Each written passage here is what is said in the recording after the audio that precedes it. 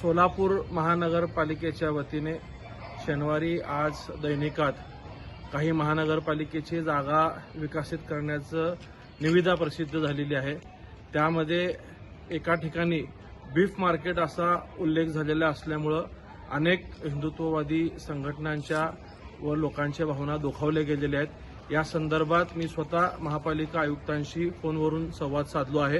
त्यांनी याबाबतली भूमिका स्पष्ट केलेली आहे की ते नजरचुकीने बीफ असा उल्लेख झालेला आहे। त्या जागेला पूर्वी बीफ मार्केट असं संबोधलं जायचं, त्या अनुषंगाने त्याचं टायपिंग त्या ठिकाणी बीफ मार्केट म्हणून झालेलं आहे। महानगरपालिकेच्या वतीने कुठल्याही प्रकारचं बीफचं मार्केट त्या ठिकाणी केलं जाणार नाही असं स्पष्ट आश्वासन महापालिका आयुक्तांनी दिलेलं आहे व त्या संदर्भातलं शुद्धीपत्रक देखील महापालिका लवकरच काढेल असं महापालिका आयुक्तांनी आज सांगितलेलं आहे।